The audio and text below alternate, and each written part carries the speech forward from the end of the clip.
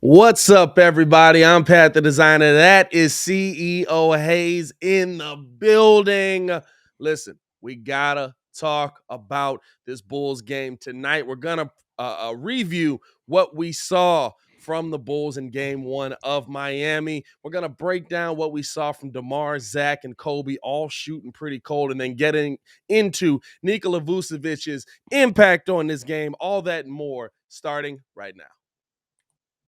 You are Locked On Bulls, your daily podcast on the Chicago Bulls, part of the Locked On Podcast Network, your team every day.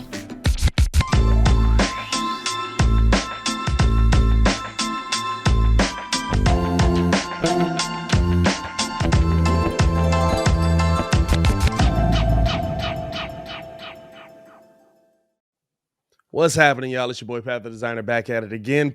Joined by my bro, who's a little bit on the IR, but he's back in the building, man. He's playing like Caruso 70%. Haize is in the building, man. Hey, we want to thank you for making Locked On Bulls your first listen every day. We're free and available wherever you get your podcast at. So make sure that you tune in and listen with us over there as well. Hey, we had what I would say for our first playoff game in a long time, a very hard-fought, competitive game to the end.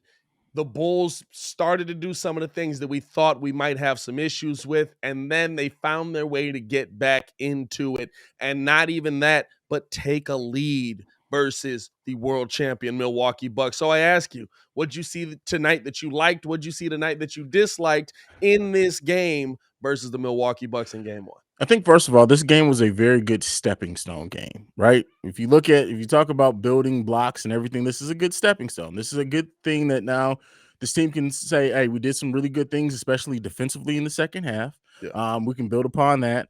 And I love the intensity that they played with defensively. I love the way that they took advantage of turnovers.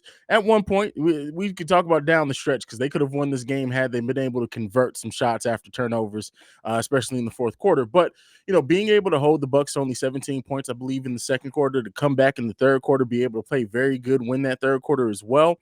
The Bulls played a very good game, I would say, in this one. Now, some of the things that concerned me in this game, the shooting as well. Shooting percentages sucked from both three and from two. If the Bulls shot a better percentage, they win this game. They win this Easily. game, period. And so I hope that, I get it. I know that we have issues. I know Alex Caruso said that he's as close to 100% as he's going to get. Same with Zach. And that doesn't mean they are 100%. That's just as close as they're going to get by this playoff series. They got to shoot the ball better. DeMar DeRozan has to. I'm glad somebody finally checked DeMar about passing the ball too. Like he did not have it today. And DeMar doubters, they've always said wait to the playoffs. He's going to turn into DeMar DeFrozen. And he did not have a good impact for us at all tonight. Not at all tonight. And I just, you got to review that and talk about that honestly as well. If any one of our big three, Zach LaVine, Nikola Vucevic, who Vucevic didn't have the worst night. Let's be clear. He had 24-7, 24, 17, and 3, as well as 2 blocks and 1 steal. But if DeMar had a better game, if Zach had a better game, if freaking Caruso hit a few more shots, if they ran more offense for Patrick Williams with his beautiful 3-point shot, he was 0 for 2 in this game. Kobe even gave us a good game today. Overall, better shooting is the one thing that could have really changed this game. They could have hit some momentum shots, right? Especially in that second half where they took the momentum from the Milwaukee Bucks. We never fully took it. Even though we briefly took the lead, we didn't take the momentum there because they were so close that they always knew they can get it right back, and they basically did. But if the Bulls were able to really capture that momentum with better shooting, I think this game would have been the Bulls easily. The funny thing to me is like you see the difference, right? Like when Giannis was off the court and when he was back on, and just the energy of a champion. When you saw Giannis come back in, we felt the shift. Giannis walked in and goes, "Hey!" and then smacks his chest for no reason. We're like, "What the heck was that?" Like what? But you just saw like now it's time for us to lock it. Now it's time for us to get serious. These guys came to play. We need to come to play. But I'll say this: the fact that we came to play, the offensive end is an entirely different thing, and we'll get into the shooting more as well. But on the defensive end, I have to give the Chicago Bulls credit. Did a ton of things well. When you hit, they double teamed Giannis, which I mean, Giannis is unstoppable. So for me, if there's a player that's unstoppable, I'm kind of like, hey, let him get his and make sure you shut everybody else down. But how the Bulls played defense against him, doubling him, and then the rotation off of it, because Giannis would get the ball at the top, double would come, kick the ball, start to move it around. The Bulls are flying to their spots on the defensive end. And the few times they didn't, coming out of that third quarter, you saw Drew Holiday just come down the sideline, easy, wide open lay. Billy Donovan calls a timeout immediately. Yo, what are y'all doing? This was a game where you could tell that there were guys that wanted it more. This is a game that you could tell that there were guys here that have been here before in Billy Donovan who was like, this isn't going to cut it. In moments where like you look at that and you're like, yeah, he made a layup. Okay, we can come back down the court and we can try and get it right. He's not playing with him. He's right away. So I got to commend Billy for that. I liked what we saw on the defensive end from this Bulls team. I think, like we said, the biggest shot is them not knocking down shots. But if it's you, right, like, and if it's these players, do you feel good that you held a Bucks team that we've seen legitimately put up 130 on us to 93 points, tough shooting night? And it's not like they were like us, like they weren't just missing wide open shots. They were missing contested shots the entire night. Do you feel good heading into game 2 that the Chicago Bulls have that they held them to 93 points? Do you feel like that's something that carries over? Yes, absolutely. 2 quarters in which you held the Milwaukee Bucks under 20 points. Yeah. Those are things that you can build off of. So, yeah, I definitely think that builds some confidence. I definitely think that gives you some keys that you can say, hey, how can we improve? We need to improve this part of our game. And how do we make this part that we did good? How do we solidify that, right? And Yeah. make that more of a routine so we can work that in and be able to do this and replicate this again. So the Bulls have a nice blueprint. It's up to Billy Donovan, the coaching staff, and the players to come in and bring in that same level of execution so that they can duplicate this again. Because I'm telling you right now, if the Bulls can get one win in Milwaukee, if they can get this next game before heading to Chicago, Yeah. with some momentum, the whole outlook of this series changes for me. That's the goal, right? If you're the Yeah. road team in the playoffs, your goal is not to win game. Like, of course, you want to win game 1. You're this close in a game. You don't know how the rest of this series in Milwaukee is going to go, especially with them, how they played. So you want to get game 1, but your goal is to, right, split in Milwaukee and then come home where the Bulls are still a really good home team and hopefully be able to take care of business on your own home floor, because then you have the opportunity to go up 3-1. It's all the strategy in it. I think there's a really good chance that the Bulls can, but in a game this close where the scoring was low, I do have some concerns. Listen, I called a man Chris Mid for a reason, but even Chris Mid usually has that day the next day where he goes off and gives you business. He only put up 11 points in this game, 5 rebounds, 6 assists, 7 turnovers. Can the Bulls keep the defensive energy on guys like him and Drew Holiday, who, when they struggle, it puts you back in the series? Yeah, I always said if they can keep 2 out of these 3, 2 to 3 out of these 4 players contained. That's Chris Middleton, Drew Holiday, Bobby Portis, and Brook Lopez. If they can keep 2 to 3 of those guys contained, you give yourself the best chance possible. Chris Middleton, 4 for 13 in this game. Brook Lopez, 7 for 14 with 18 points. Drew Holiday, 6 for 16. He did have 15 points, but not an efficient 15 points. Yeah. And then you look at Bobby Portis, 3 for 8. If they can keep that, like I said, 2 to 3 out of those 4 players having those type of games, you give yourself the best opportunity to beat the Bucks. That's all you can hope for here. I mean, you got to respect them. They're the champions. Here's a question before we take our first break on the read, man, because we already know it's coming. How much of an impact is the officials going to play on this series? Because there was a lot of questionable calls at the end of it that, listen, you're not the world champions. You're just not going to get. I mean, keep in mind, Giannis flopping. I Oh my God, like dog. that, man.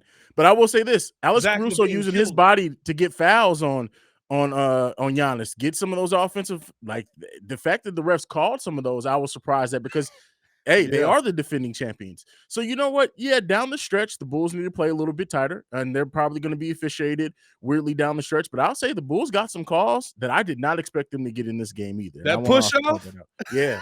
Hey, there's a moment on the push-off legitimately. 3 Giannis plays in a row, we got bro, push-off calls. bro, Giannis pushed off, and I think it was on Caruso, right? Caruso Yeah. falls down, and no, it was on DeMar, and DeMar falls down.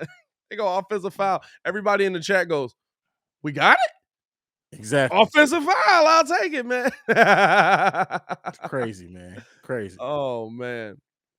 But hey, man, why don't you let the people know about Built Bar real quick, man? You know, they're getting us right out here. Well, first, before Built Bar, we got to talk about Athletic Greens and their product AG1. So, AG1 is a product that's built around gut health, more energy, optimized immune system, which I should have been taking. Maybe I wouldn't be as sick as I am right now. If you hate taking pills, AG1 can replace 75 with the 75 high quality vitamins, minerals, and whole food source superfoods, probiotics, and adaptogens that they have in their product AG1. They can replace your daily vitamin right away. To help start your day right, the special blend of ingredients supports your gut health, your nervous system, your immune system, your energy, recovery, focus, and aging. All the things. Please. Why do you personally consume it? I take AG1, and I'm going to start taking AG1 because clearly my age is getting to me. I'm the sickest that I've ever been in my life. So, with if you're on a keto, paleo, vegan, or dairy-free, gluten-free, whatever type of diet, AG1 fits right into that. It contains less than 1 gram of sugar, no GMOs, no nasty chemicals or artificial anything, while still tasting good. Supports better sleep quality and recovery. Supports mental clarity and alertness.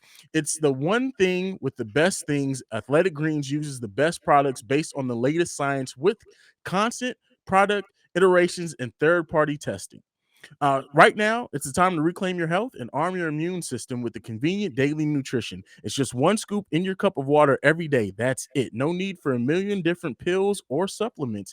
Take a look out for your health. To make it easy, Athletic Greens is going to give you a free 1-year supply of immune supporting vitamin D and 5 free travel packs with your first purchase. All you have to do is visit athleticgreens.com/NBA network. Again, that is athleticgreens.com/NBA network to take ownership over your health and pick up the ultimate daily nutritional insurance. And now, let me talk to you guys about Built Bar. First of all, me and Pat have been telling you guys about Built Bar all season. The first protein infused puff, marshmallow puff at that, and then it's covered with 100% chocolate.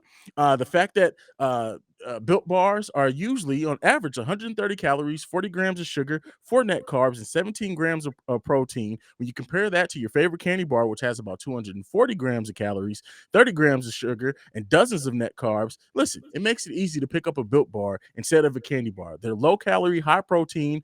Replace your candy bars with these, and they're better for you, for your health, for you overall. A typical candy bar can be anywhere from 200 to 300 calories more than what a Built Bar is.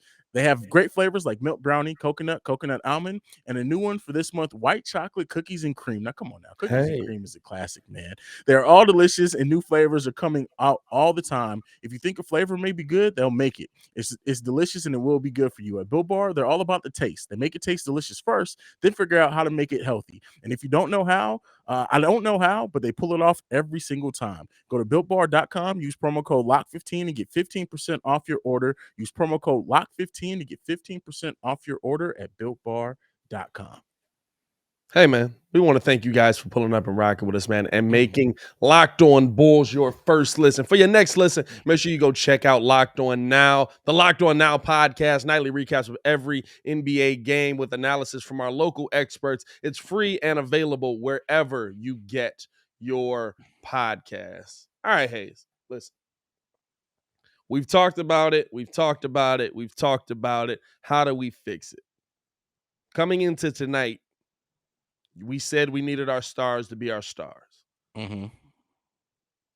DeMar DeRozan shoots 6 for 25, 18 points, 10 rebounds. I'm sorry, Zach LaVine had 18 points, 8 rebounds. I'm reading the wrong spot. Nikola Vucevic shoots 9 for 27, 2 for 10 from the 3-point line, 24 points, 17 rebounds. Kobe White actually was pretty efficient, 5 for 10, but 2 for 6 from the 3-point line. Mm-hmm. And then Zach LaVine was 18 for 10. 18 and 10. He was 6 for 19. He was 2 for 10 from the 3-point line. Overall, the Chicago Bulls shot a whopping, am I reading this correctly?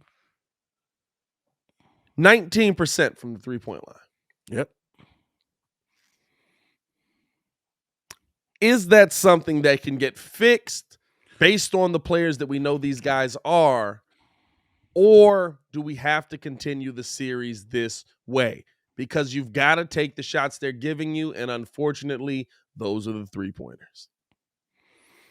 So, yeah, you would think that this team would be able to shoot 3-point much more effectively than what they are. The issue is that over the last 25 games or so, this has been who they are. This has been who they are Yeah. for the most part. And so at some point, you would like to think that you get back down to the median at some point, right? It all evens out at some point. The Bulls, I'm sure in this series will have a game, and it may be their first game in Chicago where they just get hot from 3-point range, and it's like, hey, they're hitting all the threes that they've missed over the last 10 games or so. But as far as sustain wise, I want to say that they can, but the thing is, this is a prove it league. They haven't proven that they can shoot the three ball effectively in a long, long time, brother. Yeah. In their last 25, they've shot 34% from the 3-point line. We probably win the game with 34% from the 3-point line tonight. Billy Donovan told us earlier in the season, you'll never shoot as great as we were. At one point, we were shooting ridiculous numbers from the 3-point line. And it's not sustainable, right? But I don't think we thought the drop-off would be this much. And I think that's the biggest. The sad part is I feel like this Bulls team belongs in this series. I feel like this Bulls team, especially the way they played tonight, belongs and could hold their own in this series. If you could literally just knock down shots. I haven't had a game in a while where I said, Lonzo Ball's the reason we lost tonight. I'm going to tell you this right now. If we had Lonzo Ball tonight, Oh, we it's a dub. actually win this game. It's a dub. Like, legitimately, I was watching, I was like, First of all, the turnovers that the Bulls weren't able to capitalize, like I said in the fourth quarter, there were some turnovers that the Bulls just weren't able to score on. Lonzo Ball's creativity in the fast break, yeah, would have easily, those would have mostly been scores, if not all of them. Then on top of that, just the steals and the turnovers that the Milwaukee Bucks were having. You throw in Lonzo on top of that, we easily probably get about 5 more alone with just the way that he plays defense and everything. Lonzo Ball plays in this game and everything stays the same for the most part in this game. This is a dub, period. How much, and this is the tough part for me, right? Because now you're weighing the option of what cost you this game and will that improve in the future, right? For me, Vooch shooting 2 for 10, but still getting busy on other parts of the floor. I almost can look past it because you have to shoot the 3 ball from there, right?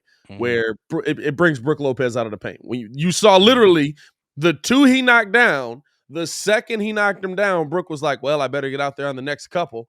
And then he'd miss him. But like the paint was wide open. Off of that, you see Alex Caruso getting the ball inside. You see Kobe White able to drive. You see Zach LaVine cutting down to the basket. Like, that's how much knocking down the 3 ball changes how they play defense in this game, right? So I'm looking at that, but then I'm also looking at DeMar DeRozan and how poorly he shot and how, of course, the stigma comes with him, DeMar DeRozan, everybody bringing that back out. I'm not here for the chant with it. Yeah, I'm saying he's on my team. I'm going to be rocking with him. When he's not on my team, maybe we drop a DeFrozen joke out here. You know, back in Toronto, he was DeFrozen. This year, let's hope not. But for me, I think that DeMar's impact hurt you more than missing those 3 balls because it stopped all of the ball movement at the moments where he was trying to make those shots. And I mean, there were some looks that were legitimately good looks, but if you don't have it that night, right? Do you want to see him? Because we've seen him like not have it. All of a sudden he starts shooting the ball. Well, he finishes the game with 50. And we've also seen nights like tonight. What would you prefer to see from DeMar in this situation heading into game 2? Hey, I think DeMar is going to have to try to get closer to the rim. Those mid-range shots with the length that this team has is always going to be difficult for him. I still want to see DeMar be DeMar. Like, we want to see that. We want to get him back to being the king of the fourth. We want DeMar to be DeMar. but he also is going to have to give up the ball a little bit more. Yeah. And that's also some of the coaching staff. They're going to have to call plays for other people. Patrick Williams only having 3 shots overall in this game is not going to cut it. It's not, especially when everybody else is cold. Now, if DeMar, Vooch, and Levine were all hitting 60%, something like that, Yeah. hey, listen, everybody else get the few shots that you can, let these guys cook. But the fact that they weren't cooking and we didn't see, he got 3 shots this game. I get it. He was playing defense against the best player in the world. Yeah, I think that's a little different Yeah. situation for Yeah. me. 'Cause, like, Yeah, I mean, when you gotta go up against that yeah. and you want me to score too, like, he's not at that point. Hopefully, one day he will be, but I don't think he's at that point right now. But the thing that the only thing that takes me away from that is down the stretch, because Patrick Williams wasn't in, and shout out to Pat for guarding Giannis and not being in foul trouble this time, because he did get in foul trouble, I think, the last 2 times Yeah. that we played them. Giannis spent some considerable time on the bench in the 4th. That should have been time to go to Pat. It's time for you to score, agreed. I agree with that. So No, I agree with that. I wanna see him do you I don't know. P. Will's such an up and down thing right now. Like, I wanna see him do more. Clearly, he has the ability to do it. I wanna see him attack this team more, but we just it's a tough matchup for me to pin on him and say, "You need to give me more than" like, I didn't come into this series thinking he was gonna give you 35. I didn't come into this series thinking he was gonna give you 25. I would hope, right, that he's able to knock down those open threes that he had looks at, and that's something that comes back in the next game, but that's a load to handle on the other side. Somebody's telling you to slow down the most unstoppable player in the NBA, arguably one of the most unstoppable players in NBA history. Listen, I said you're going to be the best defender in the NBA next year. I think you have to take on those challenges and do that, but I also don't expect you to come out and give me 35 on the other end just yet. Let's work our way towards I feel that. I feel that. Hey, man. We're going to keep it pushing, man. We want to let you guys know about Bet Online as well before we get into this final segment, talking about the game that Vooch had, man. Vooch did some good things for us in this. But we wanted to let you know about Bet Online. BetOnline.net is your number one source for all your betting stats and sports info.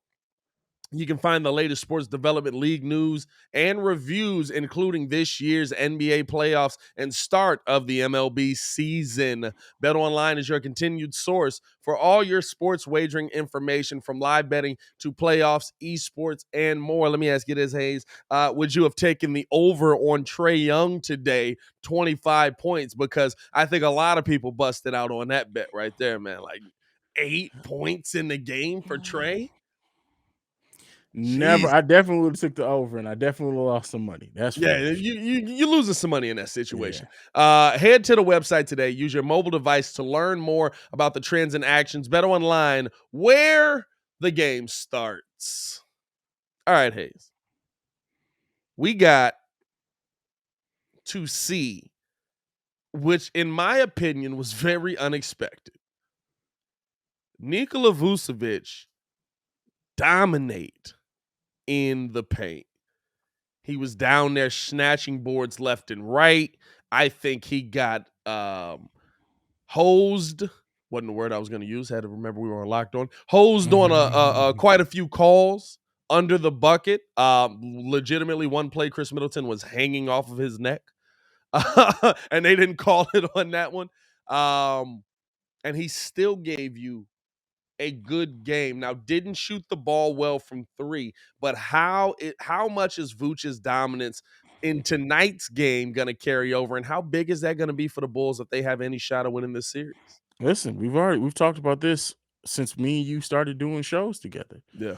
Vooch being a dominant big man, Vooch putting up numbers like this, Vooch getting on the boards, getting the team extra possessions, just being aggressive with putbacks, it changes the whole outlook of the game, because not only does, and he missed some shots he should have made, bunnies he missed. Yeah. But with that being said, just the activity and the energy that they had to put in on keeping Vooch from feasting on the boards in them and easy second chance points.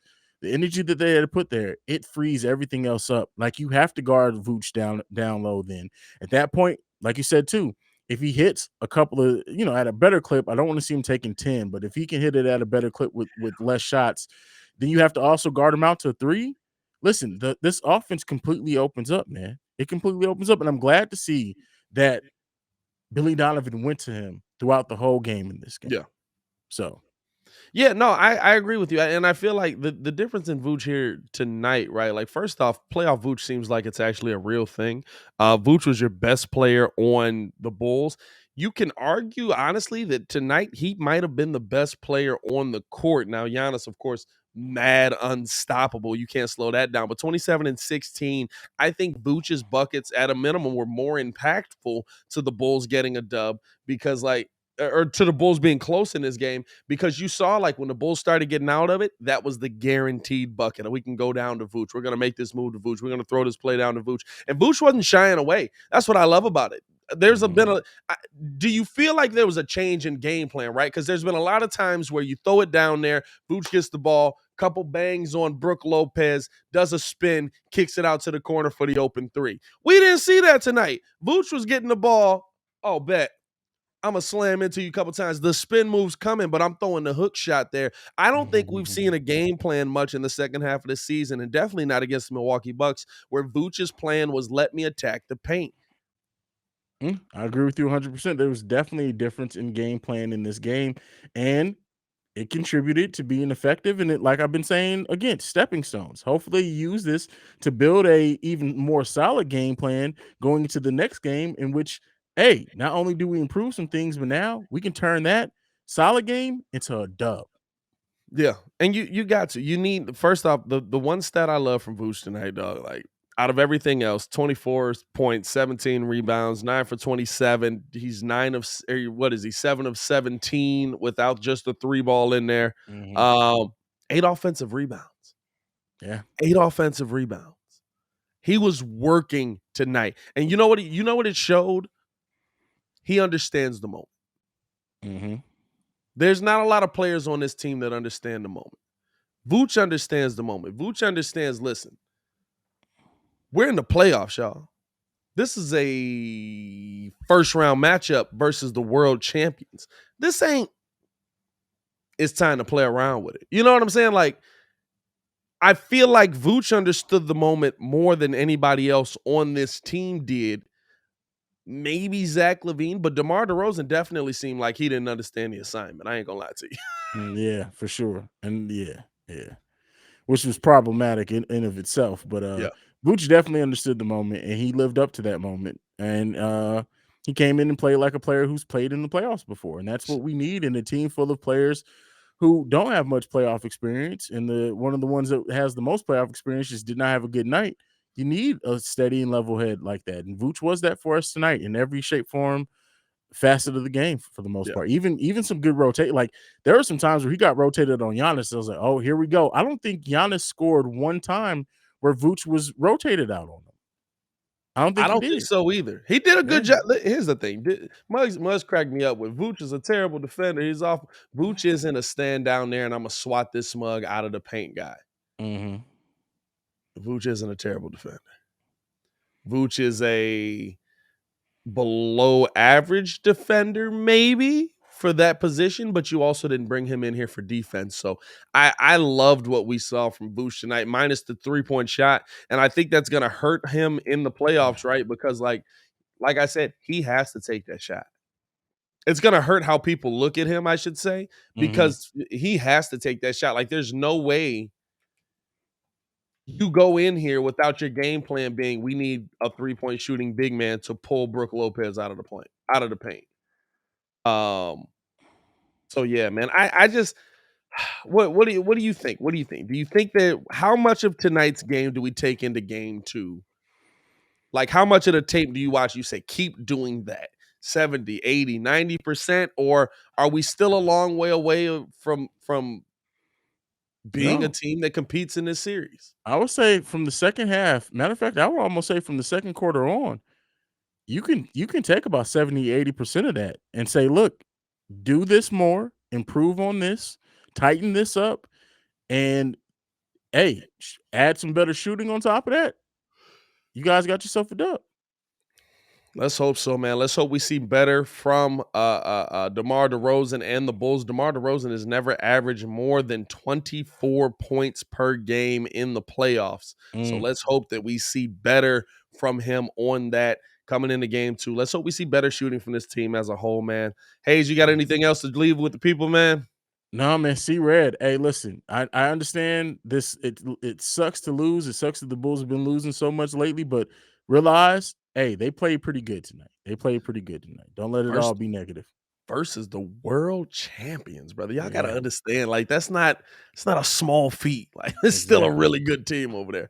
Yeah. Hey, we want to thank you for making Locked On Bulls your first listen every day. Now make your second listen Locked On NBA. From the first jump ball of the play-in tournament to the last possession of the finals, Locked On experts take you deep inside the playoffs with insight and analysis affecting all 30 teams. And of course, you head over there and see me. Haize, why don't you give me your Twitter before we get up out of here, man? You can follow me at CEO Haize. That's CEOHAIZE. And you can follow me everywhere at Pat the Designer, PATTHEDESIGNER. Yes, I did go to public school, but they taught me how to spell. You can also follow us on everything at Locked On Bulls. Make sure to get in tune with us on the IG and the Twitter.